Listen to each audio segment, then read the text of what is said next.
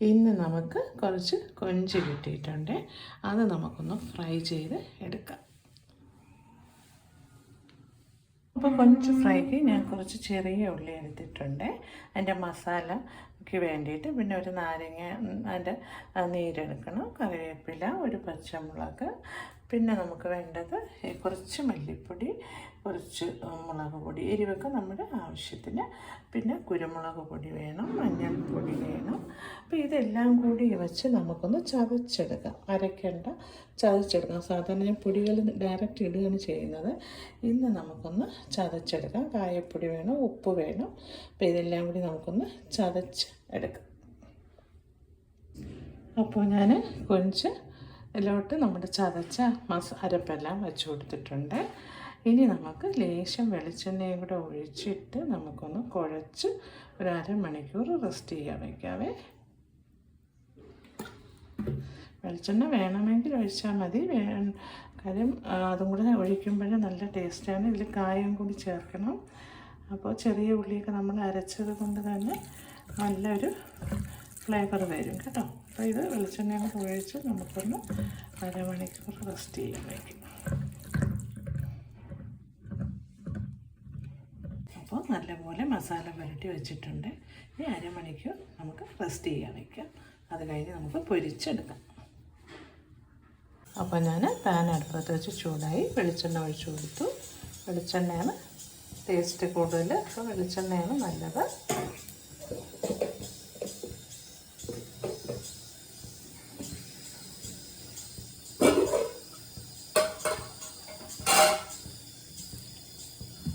കൊഞ്ച് ഇട്ട് കൊടുക്കും.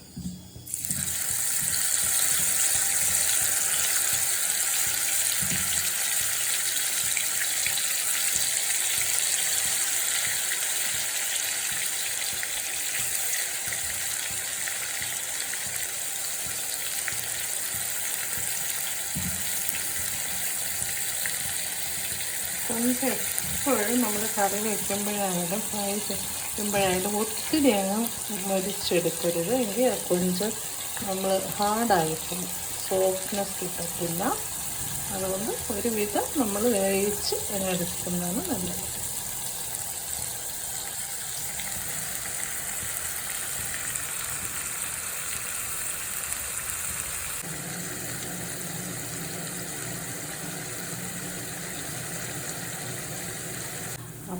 അപ്പോൾ നമ്മുടെ കൊഞ്ച് ഫ്രൈ ഇവിടെ റെഡിയായി വരുന്നുണ്ട്. നമ്മൾ ആ ചെറിയ ഉള്ളിയൊക്കെ ചതച്ചപ്പോൾ അതിൻ്റെ മസാല നല്ല അടിപൊളി ടേസ്റ്റാണ്. അപ്പോൾ ഇതുപോലെ തന്നെ ചെറിയ ഉള്ളി ചതച്ചെടുത്തിട്ട് ഇതിൽ ഞാൻ പറഞ്ഞ പോലെ തന്നെ ചെയ്താൽ നമ്മുടെ ആ കൊഞ്ചിൻ്റെ നമ്മുടെ അല്ലാതെ പൊടിയൊക്കെ ഇടുന്നതിനേക്കാൾ ഏത് മീൻ വറുക്കുന്നതിനായാലും പൊരിക്കുന്നതിനായാലും നമ്മൾ ഈ ചെറിയ ഉള്ളി പണ്ടൊക്കെ നമ്മൾ കല്ലിൽ അമ്മിയിലൊക്കെ വെച്ച് ചതച്ച് ഒക്കെയല്ലേ ചെയ്യുന്നത്. ഇപ്പോൾ എളുപ്പത്തിന് വേണ്ടി എല്ലാ പൊടികളും ഇട്ട് ചെയ്യും. പക്ഷെ എന്തൊക്കെ പറഞ്ഞാലും ഈ ചതച്ചെടുക്കുന്ന ചെറിയ ഉള്ളി, വെളിച്ചെണ്ണ ഇതൊക്കെ വളരെ ടേസ്റ്റി ആയിട്ടുള്ളൊരു കാര്യം തന്നെയാണ്.